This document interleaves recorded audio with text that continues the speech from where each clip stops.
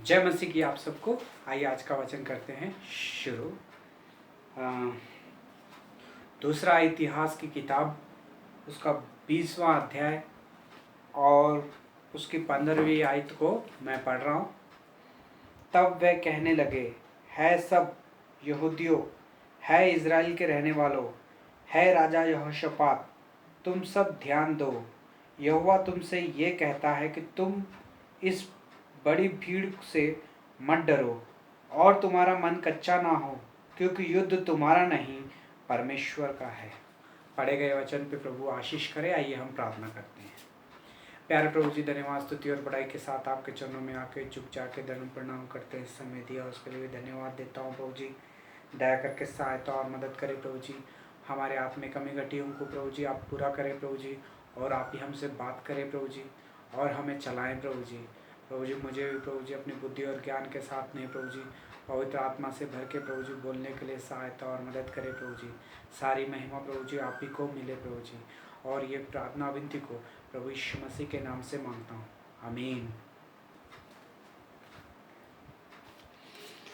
क्योंकि युद्ध तुम्हारा नहीं परमेश्वर का है। दूसरा इतिहास 20वां चैप्टर को मैं पढ़ा हूँ। अगर आप हो सके, मेरे पास इतना टाइम नहीं है इसलिए मैं थोड़ा सा एक ही वर्ड उसमें से पढ़ा हूँ। दूसरा इतिहास और 20वें चैप्टर को आप 1 से लेके अगर 30 तक अगर आपको टाइम मिलेगा तो आप इसे पढ़ सकते हो और जान सकते हो। यहाँ पे 15वें वचन में लिखा है, क्योंकि युद्ध तुम्हारा नहीं, उससे पहले लिखा है कि तुम इस भीड़ से मत डरो और तुम्हारा मन कच्चा ना हो, क्योंकि युद्ध तुम्हारा नहीं परमेश्वर का है। हे भाई और बहनों, अगर हमारे शत्रु हमारे सामने आके ठहर जाएंगे और हमारे ऊपर चढ़ाई करेंगे और हमारे पास कोई भी रास्ता नहीं है वहाँ से निकलने का, लेकिन उस टाइम पे अगर परमेश्वर आपसे आके कहेगा कि मत डरो, तुम्हारा मन कच्चा ना हो और ना ही तुम इस भीड़ से डरो, क्योंकि अब लड़ने वाले तुम नहीं, मैं तुम्हारी ओर से लड़ूंगा, तो कैसा लगेगा। हे भाई और बहनों, एक परमेश्वर जो आसमान और धरती को बनाने वाला है, अगर वो एक इंसान को कहेगा आके कि मैं तुम्हारे लिए युद्ध आके खुद लड़ूंगा, तो इससे बड़ी खुशी की बात और इससे अद्भुत बात क्या हो सकती है। आइए हम आज के वचन को भी ध्यान करते हैं। इसमें यहोशापात के विश्वास के बारे में दिखाया गया है। यहोशापात जो था एक यहूदियों का जो कि राजा था, और ये जो था 6वां राजा था, जो इज़राइलियों का यहूदियों का मिलके राजे बन रहे थे, और उनमें से 6वां राजा जो था वो यहोशापात था।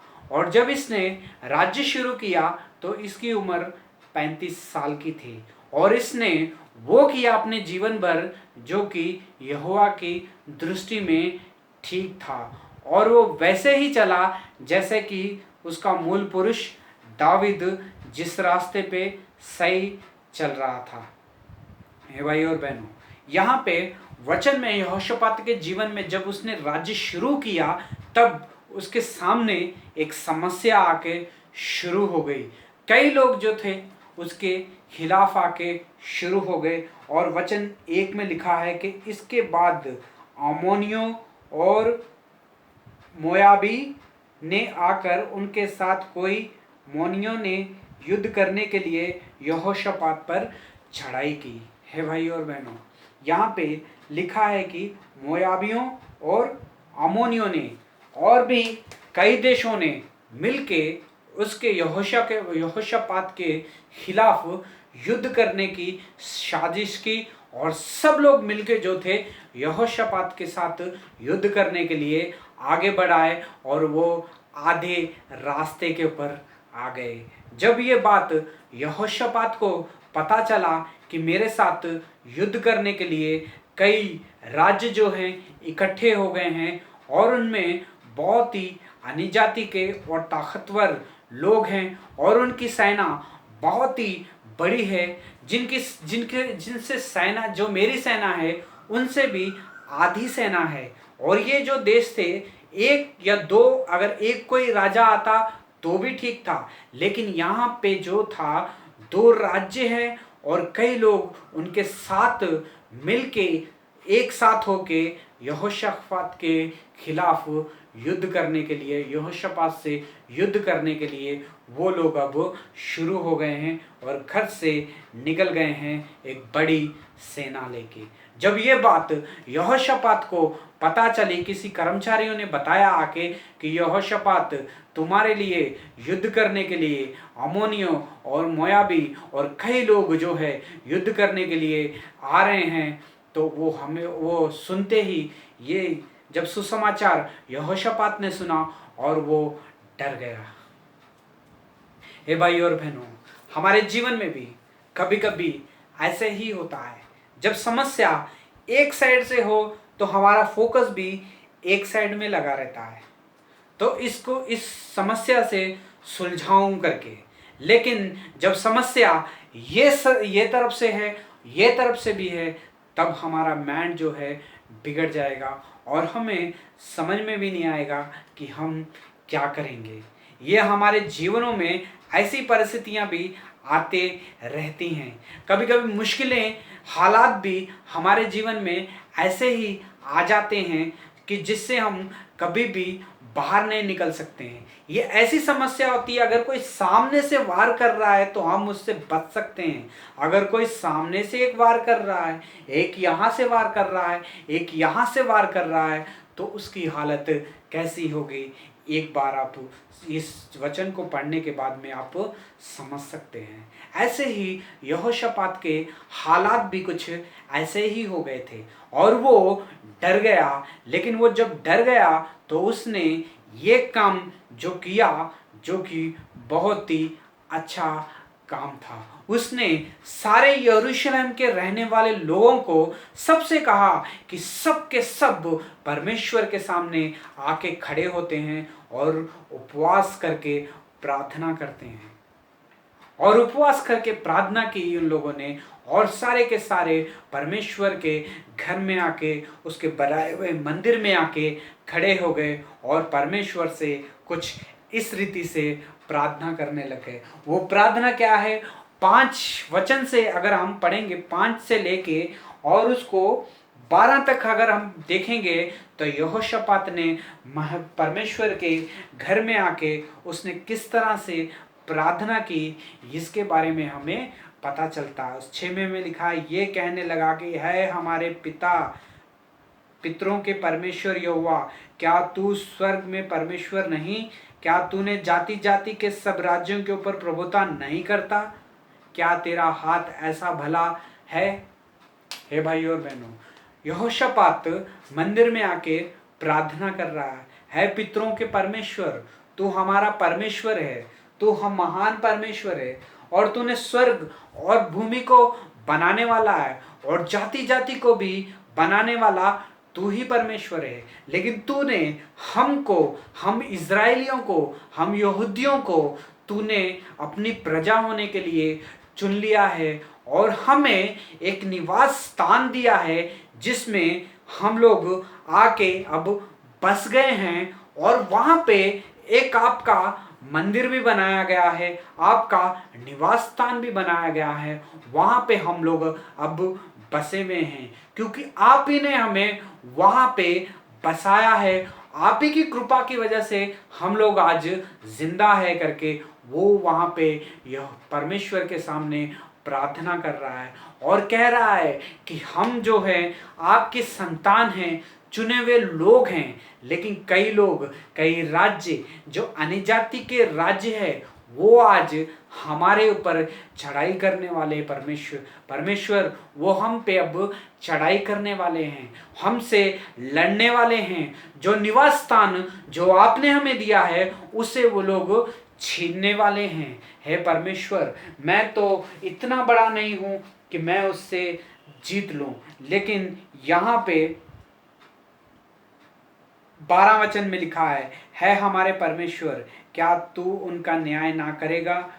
जो ये बड़े भीड़ हम पर चढ़ाई कर आ रही है, उसके सामने हमारा तो कुछ बस नहीं चलता और हम कुछ नहीं समझते क्या करना चाहिए, परंतु मेरी आंख तो तेरी ओर लगी है। यहोशापात कह रहा है अपनी प्रार्थना में, हे परमेश्वर, वो सामने से बड़ी भीड़ है, वो आपके हमसे लड़ने वाली है और हमें लूटने वाली है। आपकी चुनी हुई प्रजा हैं हम, आपके संतान हैं हम पर चढ़ाई करके हमें वो लूटने वाले हैं। लेकिन वो भीड़ के सामने मैं तो कुछ भी नहीं हूँ और मेरा बस भी कुछ नहीं चलेगा। लेकिन मैं तो पूरा का पूरा भरोसा जो है परमेश्वर आपके ऊपर लगाया हुआ हूँ। हमारी तो कुछ समझ में नहीं आता है कि हमें क्या करना चाहिए। मुझे तो कुछ समझ में भी नहीं आ रहा है कि अब मैं क्या करूं, और हमें कुछ, परंतु हमारी आंख तेरी ओर लगी है। यहोशापात कह रहा है कि मुझे तो समझ में नहीं आ रहा है परमेश्वर कि अब मैं क्या करूं, लेकिन मेरी आंख आपकी ओर लगी है, मेरा विश्वास जो है आपकी ओर है। आप मेरे लिए युद्ध करेंगे करके मैं विश्वास करता हूँ। हे भाइयों और बहनों, कभी कभी समस्या, कभी कभी दुख और तकलीफें इतनी बढ़ जाती हैं कि हमें कुछ भी समझ में नहीं आता है कि हमें क्या करना है। अगर समस्या सामने से हो तो हम कुछ कर सकते हैं, अगर समस्या सामने से ना हो, सामने से भी समस्या, यहाँ से भी समस्या, यहाँ से भी समस्या, तो वो आदमी क्या करेगा? हे भाइयों और बहनों, यही समस्या, ऐसी ही परिस्थिति यहोशापात राजा के जीवन में, जो राज्य कर रहा था, उसके सामने भी ऐसे ही आ गए। युद्ध करने के लिए जो शत्रु थे, कई लोग मिलके जब वो कई राज्य मिलके जब एक हो गए, तब यहोशापात के सामने युद्ध करने के लिए वो लोग इकट्ठे होके आ गए। लेकिन यहोशापात ने जो किया वो था, परमेश्वर के घर में गया और उसने उपवास करके प्रार्थना की और परमेश्वर को वो सारी बातें याद दिलाई जो कि परमेश्वर ने उनसे वादे किए हुए थे कि वो मेरी प्रजा है और यहाँ पे इन्हें मैंने बसाया है और ये मेरे लोग हैं करके। और जब कोई भी चीज़ क्या करूँ उसको समझ में नहीं आया यहोशापात को, तब उसने अपनी आंखें परमेश्वर की ओर लगाई। तब परमेश्वर ने उनकी प्रार्थनाओं को सुना और प्रार्थना सुन के जवाब दिया। और यहाँ पे, और वो जवाब जो था वो 15वें वचन में लिखा हुआ है, जिसे हमने शुरू करने से पहले कहा गया था। उसमें लिखा गया है कि यहोवा तुमसे ये कहता है कि तुम उस बड़ी भीड़ को देख के मत डरो और तुम्हारा मन कच्चा ना हो, क्योंकि युद्ध तुम्हारा नहीं, अब परमेश्वर का है। हे भाई और बहनों, कितनी अच्छी बात है ये बात हमें सुनने में। जब हम पढ़ते हैं, कई बार मैंने इस वचन को पढ़ा, कई बार दीवारों के ऊपर लिखे हुए वचनों को भी मैंने पढ़ा था और हमेशा बहुत ही अच्छा लगता था ये वचन पढ़ के कि युद्ध तुम्हारा नहीं, परमेश्वर का है। हम लोगों में से भी बहुत लोगों ने ये वचन को पढ़ा होगा कि युद्ध तुम्हारा नहीं, परमेश्वर का है। जब ये बात जब हम पढ़ते हैं तो हमारे अंदर एक अच्छा सा सुकून मिलता है और हमारा विश्वास और ही बढ़ जाता है। हे भाई और बहनों, यही कुछ हुआ, यही कुछ अनुभव भी किया यहोशापात ने। यहोशापात की जब समस्या बढ़ गई, जब उसके शत्रु उसके सामने आके ठहर गए जो अभी 1 किलोमीटर दूरी ही पे थे, तब परमेश्वर उनसे कहता है कि इस बड़ी भीड़ से देख के मत डर और तुम्हारा मन कच्चा ना हो, क्योंकि अब तुम नहीं लड़ोगे, अब तुम्हारी ओर से मैं लड़ूंगा। तब परमेश्वर ने उन्हें शांति दी और परमेश्वर ने कहा कि तुम अपनी सेना को लेके अब खुद को तैयार करके वहां पे उस मैदान में चले जाना और सामने ठहर के देखना कि मैं कैसा लड़ूंगा और कैसे शत्रु हारेंगे। हे भाई और बहनों, कितना महान परमेश्वर है जिसने यहोशापात की प्रार्थना को सुना और उसे कह रहा है कि तुम सब के सब युद्ध के लिए तैयार होना और वहां पे रणभूमि में आके ठहर जाना और देखना कि मैं तुम्हारी ओर से कैसा लड़ूंगा। और यहोशापात कैसा लड़ा, आइए हम आगे उसके बारे में देखते हैं। तब यहोशापात ने सारे सेनाओं को तैयार किया और उसने सारी सेनाओं को तैयार किया और सारी सेनाओं के आगे उसने उन लोगों को बुलाया जो कि परमेश्वर के चुने हुए लोग थे, जो कि परमेश्वर की स्तुति और महिमा करने वाले लोग थे, जो गाना बजाने वाले थे, जो वीणा बजाने वाले थे, जो ढोलक बजाने वाले थे, जो गाना गाने वाले थे और परमेश्वर का स्तुति करते हुए वो सेना के आगे ठहर के परमेश्वर के स्तुति के गीत गाते हुए वो लोग रणभूमि में चले गए। है भाई और बहनों, कितनी अच्छी बात है, कितनी सुनने में अजीब लगता है। हर कोई अगर युद्ध करने के लिए अगर कोई जा रहा है तो ज़्यादा से ज़्यादा क्या करेगा और वो कैसा जाएगा।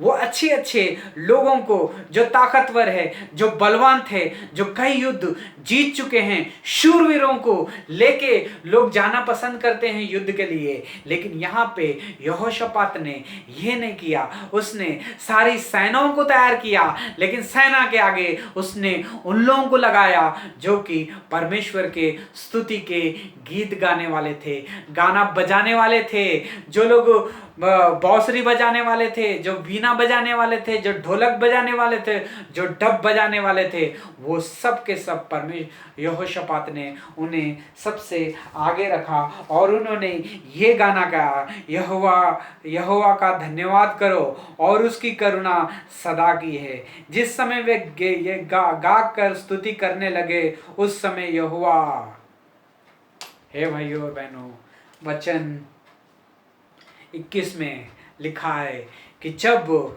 यहोवा के सामने वो लोग सेना पीछे और सामने गाना बजाने वाले और परमेश्वर के स्तुति के गान गाते हुए और परमेश्वर का धन्यवाद करते रहे, हे परमेश्वर धन्यवाद और उसकी स्तुति और उसकी करुणा सदा की है करके जब वो परमेश्वर की स्तुति और गान करने लगे, जब वो लोग रणभूमि में आ गए, तब उन लोगों ने आके क्या देखा कि जितने लोग उनके ऊपर चढ़ाई करने के लिए उनको यरूशलेम को लूट के ले जाने वाले थे, उनके राजाओं को मार के, उनके सेनाओं को मार के, उनके वहां पे जितने भी निवास स्थान था उन सबको मार के और वहां का जो मंदिर था, जो परमेश्वर का घर था, उसे बर्बाद करके लूट के ले जाने वालों की हालत क्या हुई, आगे हम अगर नीचे पढ़ेंगे तो हमें उनके बारे में पता चलेगा। वो लोगों ने ऐसा हुआ कि वो परमेश्वर ने उनके साथ ऐसे कर दिया कि वो ही आपस में एक दूसरे के साथ लड़ना शुरू हो गए और एक दूसरे को मारते मारते सारे की सारी सेना एक दूसरे को मारते मारते वो लोग सारे के सारे मर गए। हे भाई और बहनों, हे भाई और बहनों, परमेश्वर की स्तुति और परमेश्वर का धन्यवाद हो और उसकी करुणा सदा की है। सिर्फ एक ही एक गाना, परमेश्वर का धन्यवाद हो, उसकी करुणा सदा की है, ये सिर्फ एक ही गाना परमेश्वर की स्तुति करके उन लोगों ने युद्ध को जीत लिया। ना ही उन लोगों ने तलवार चलाई, ना ही उन्होंने भाला उठाया, ना ही उन लोगों ने अपने आप को शूरवीरों के साथ कि हम अब युद्ध के लिए तैयार होंगे अपनी तलवार पकड़ के। है भाई और बहनों, वो सामने ये पकड़ के आए जो गाना बजाने वाले थे, जो ढोलक बजाने वाले थे, खंजरी बजाने वाले थे, जो के बांसुरी बजाने वाले थे, परमेश्वर के सामने तुरई फूंकते हुए परमेश्वर के स्तुति और गान करते रहे और परमेश्वर ने उनके साथ रह के खुद युद्ध किया। हे भाई और बहनों, आपका और मेरा जीवन कैसा है, आपकी और मेरी समस्या कैसी है। आप और मैं जब समस्या में आते हैं तो क्या करते हैं। हम लोगों की हालत ऐसी होती है, जब हम समस्या में आते हैं तो बड़े बड़े लोगों को फोन करते हैं, ए भाई मेरी समस्या है, कई लोग मेरे ऊपर चढ़ाई कर रहे हैं, आके मेरी मदद करो। हम इससे मदद मांगते हैं, गुंडों से मदद मांगते हैं, लोग पहलवानों से मदद मांगते हैं, हम वो बड़े बड़े लोगों से मदद मांगते हैं, एमपी पीएम के पास चले जाते हैं, हम गुंडों के साथ सामने चले जाते हैं, शायद मेरी मदद करे। लोग इसे देख के डर के भाग जाएंगे करके हम लोगों के ऊपर विश्वास करते हैं। है भाई और बहनों, कितने लोग ऐसे ही जी रहे हैं। जब समस्या आती है उन्हें हर एक कोई भी समस्या में, कोई भी तकलीफ में उन लोगों को वो लोग याद आते हैं जो कि बड़े हैं, जो कि अच्छे कैपेसिटी रखने वाले हैं, जिनकी हवा चलने वाली है। हे भाई और बहनों, लेकिन यहोशापात ने ये सब कुछ नहीं किया। उसने सिर्फ उपवास किया और परमेश्वर के घर में आया, मंदिर में आया और परमेश्वर से प्रार्थना की और परमेश्वर से कहा, भूमि और आकाश बनाने वाले आप हैं और आपको, हम लोगों को आपने चुना है और हमें ये स्थान भी रहने के लिए आपने दिया है। आज ये शत्रु हमसे लूट के लेके जाने वाले हैं। हे परमेश्वर, मुझे तो समझ में नहीं आ रहा है कि मैं क्या करूं, लेकिन आप पर मेरा विश्वास और मेरी आंखें आपकी ओर लगी हुई हैं करके यहोशापात ने जब प्रार्थना की तो परमेश्वर ने कहा कि तुम्हारा मुंह, तुम्हारा मन कच्चा ना हो, तुम्हारा मन कच्चा ना हो। इस भीड़ को देख के, बड़ी सेनाओं को देख के मत डर, क्योंकि युद्ध तुम्हारा नहीं है, युद्ध अब मेरा है। हे भाई और बहनों, अगर आप भी परमेश्वर के ऊपर ऐसे ही विश्वास रखोगे, अगर ऐसे ही दुख और तकलीफों में जब आओगे, लोगों के ऊपर विश्वास रखना, लोगों की ताकत के ऊपर विश्वास रखना, पैसों के ऊपर विश्वास करना या राज्यों के ऊपर विश्वास करना या अपने भाई और बहनों के ऊपर विश्वास करना, लेकिन सबसे ज्यादा विश्वास अगर आप उसके ऊपर करते हो तो मुझे नहीं पता कि आपके साथ क्या होगा, लेकिन परमेश्वर के ऊपर विश्वास रख के चलोगे तो युद्ध हमेशा परमेश्वर ही आपकी ओर से लड़ेगा। कितने लोग आज विश्वास करते हैं कि यहोशापात के जैसा। यहोशापात ने क्या किया, उसने परमेश्वर की महिमा की, स्तुति के गान गाए और गीत गाए। और जब सेनाओं ने आके देखा कि यो जब रणभूमि में आए और जब शत्रुओं को देखा कि पूरी की पूरी लोतें ही लोत पड़ी हुई हैं, जितनी लोतें थी जहां देखा लोत ही लोत, सब शत्रु आपस में लड़के मर के वहीं के मर गए थे। तब उनके पास जितना सामान था, उनके पास सोना चांदी, वो ये जितने भी वो लोग लूट के लेके आ रहे थे, ये सारे के सारे इजरायलियों ने आके वहां से लूट लिया और अपने पास रख लिया। और 3 दिन लगे उन लोगों को ये सब बटोरने के लिए। हे भाई और बहनों, इतनी बड़ी सेना थी जिसके साथ यहोशापात जीत गया। और वो कैसा जीता इतनी बड़ी सेना से? अपने बल से नहीं, अपनी ताकत से नहीं, उसने परमेश्वर के ऊपर भरोसा रखा और उसने वो किया जो कि यहोवा की दृष्टि में ठीक था। हे भाई और बहनों, अगर आप भी अपने युद्ध कई हार चुके हैं, अगर आप भी अपने युद्ध जो कई हार चुके हो, लोगों के ऊपर भरोसा रख के, अपने भाइयों के ऊपर भरोसा रख के, अपने पैसों के ऊपर भरोसा रख के, अपनी ताकत के ऊपर भरोसा करके आपने कई युद्ध लड़े होंगे, लेकिन उसमें आप हार चुके होंगे। हे भाई और बहनों, आज परमेश्वर हमसे इस वचन से याद दिलाता है कि असली जीत जो है, अगर हमारे साथ परमेश्वर हमारा युद्ध जो है वो खुद लड़ेगा, तभी हम उस युद्ध को जीत सकते हैं।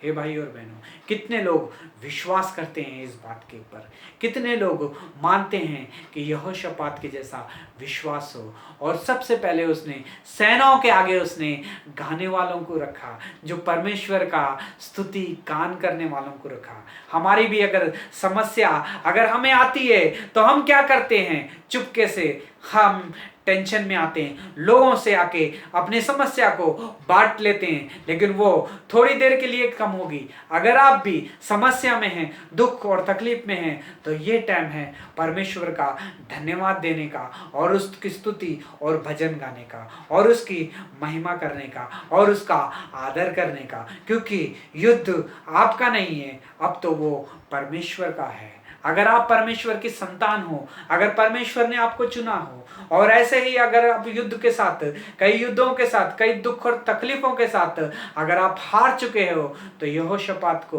परमेश्वर आज हम अपने वचन के द्वारा हमसे बात कर रहा है। अपनी समस्या से अगर बाहर निकलना है, अगर उसे जीतना है, तो सबसे पहले हमें यहोशापात के जैसा विश्वास करना पड़ेगा और अपनी आंखें परमेश्वर की ओर लगानी पड़ेगी।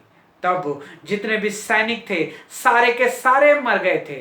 तब वापस यरूशलेम में फिर से यहोशापात लौट गया और वो गाते हुए, नाचते हुए, अपने यरूशलेम में लौटते हुए परमेश्वर का धन्यवाद करने लगा।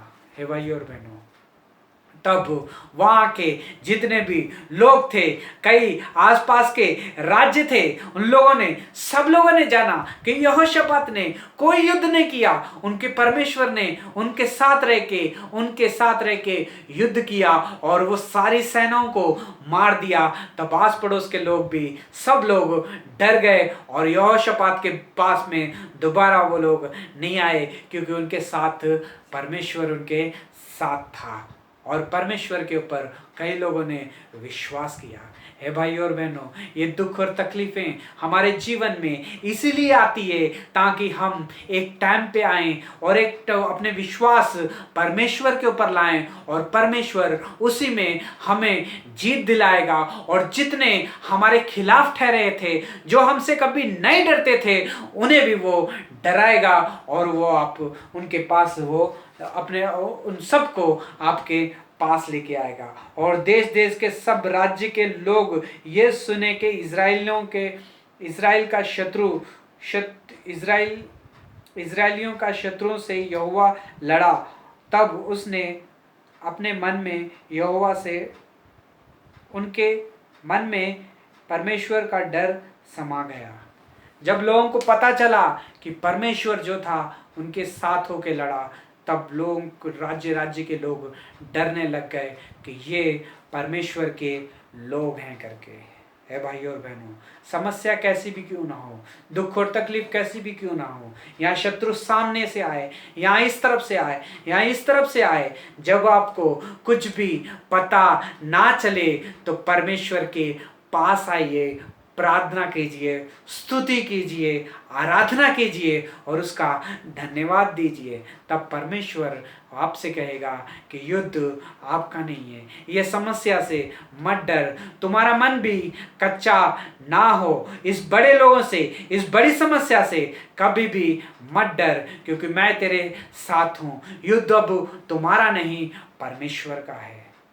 हे भाई और बहनों, अगर आज परमेश्वर का वचन अगर आपसे बात कर रहा है, अगर आप भी ऐसे ही दुख और तकलीफों से गुजर रहे हो, अगर आपने लोगों के ऊपर भरोसा रख के देखा है लेकिन आप हार चुके हो, तो आज परमेश्वर का वचन हमारे सामने आया है और हमसे बात कर रहा है कि एक बार परमेश्वर के ऊपर भरोसा रख के देखो और उससे ऊंचा उठा के देखो, उसकी स्तुति और महिमा करके देखो। तब परमेश्वर आपके साथ होके लड़ेगा और आपको समस्या से बाहर निकालेगा, क्योंकि युद्ध अब तुम्हारा नहीं है, ये जो है परमेश्वर का है। परमेश्वर इस वचन से हम पर आशीष करे, परमेश्वर इस वचन से हमें भी यहोशापात के जैसा विश्वास दे, परमेश्वर इस वचन से हमें भी दुख और तकलीफों में भी स्तुति और आराधना के गीत गाने का मन दे। परमेश्वर इस वचन से हमें भी आपके नाम की महिमा कराए। परमेश्वर इस वचन से हम सबको आशीष करे। परमेश्वर इस वचन से आने वाले दिनों में हमें शत्रु के सामने स्ट्रांग करके और हमें साक्षी और अपनी गवाही का जीवन दे। हमें परमेश्वर इस वचन से हमें आशीष करे और आने वाले दिनों के लिए हमें स्ट्रांग करे। God bless you all.